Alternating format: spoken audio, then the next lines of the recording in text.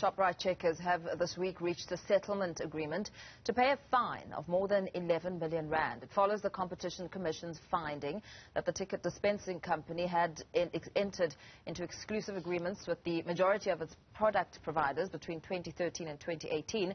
For more on this, we're joined by Competition Commission spokesperson Sipho Ngwema. Very good evening to you. Thank you so much for your time.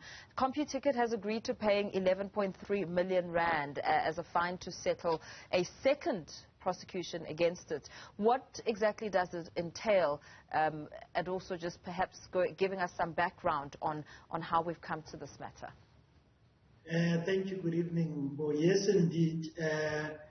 CompuTicket has agreed to pay 11.3 million. This is after the Commission had investigated a second offence against CompuTicket of abuse of dominance. And this entails or emanates from a practice between January 2013 and June 2018, in which CompuTicket entered into a number of agreements with inventory providers.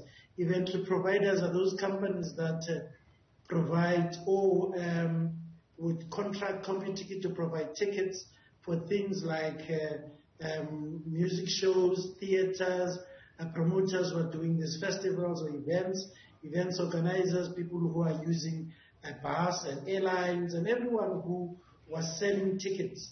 They would then go to CompuTicket. CompuTicket is defined in terms of the Competition Act as a dominant firm because they control more than 35% of the market, and they have an obligation not to be involved in acts or conducts that are perceived by the Act as abuse of dominance, meaning that they excluded in the contracts that they were signing with these inventory providers or with these third parties to exclude other players who are ticket sellers and other new entries into the market because they were dominant and they were able to force these kinds of or insert these kinds of clauses in the agreements. And this is what we have been investigating, and we now have reached an agreement with CompuTicket that they will pay this amount, and they are not going to further be involved in these kinds of agreements which have got these exclusive contracts. And we have checked and satisfied ourselves that since a particular period they have not been inserting these clauses in contracts with these inventory providers. You say so. They have agreed to not be further involved in such dealings, because we know that in 2019 the prosecutions were also leveled against CompuTicket. How much of a dent has all of this had on the outsourced ticket distribution landscape within South Africa? You must remember, in terms of our mandate, we must make sure that the barriers to entry for new players in any sector are not in violation or are not artificial and therefore in violation of the Competition Act. And we are of the view that this particular act would have acted as a barrier to entry because it forced these inventory providers not to give business to other competitors or to other entities that were in competition with CompuTicket. And therefore we believe that during the period in which these agreements were enforced, they were a conduct that was of concern to us, a conduct that was bad for business, a conduct that was bad for competition. And this is why we thought that since we have been looking at the contract since October 2019, that CompuTicket has not been effecting these kinds of or inserting these kinds of restrictions or exclusive clauses in their contract, and therefore we believe that in terms of the market, and we have seen the mushrooming or the entry of other players in this market, given the fact that the dominant player at the time has ceased to insert this particular clause. So it's good for business, it's good for competition, but certainly good for service providers or inventory providers and the consumer, because it means that they can then go around shopping and get better prices in terms of tickets, because you are not forced by conditions of one provider which has forced everybody to use them at a particular rate which is which would be in those contracts. And how did the previous conditions now serve as a, opposition in some form or the other for the ticket holder, the consumer themselves? How were they now left out of benefiting because of what CompuTicket was doing?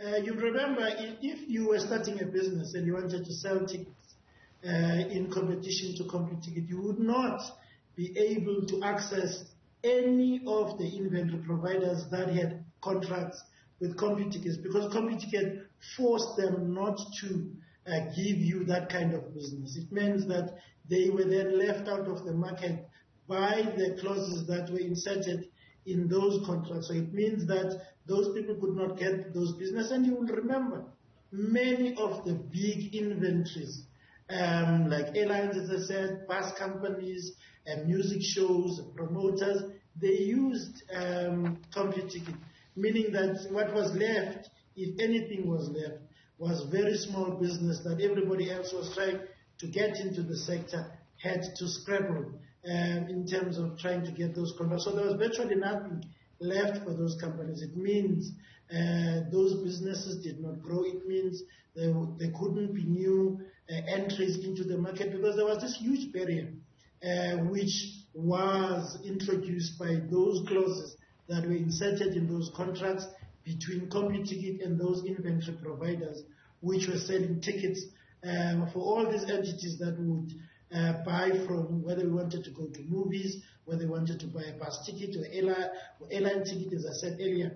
We all had to go to CompuTicket, and therefore it means other people who wanted to start similar businesses in the sector couldn't really, because you had these contracts that were forcing people who were owning these events, who were owning these services, to only consider CompuTicket. What role will the competition tribunal play in the processes when it comes to this deal being finalized? Of course, in terms of processes, this deal has to go before the competition tribunal for approval.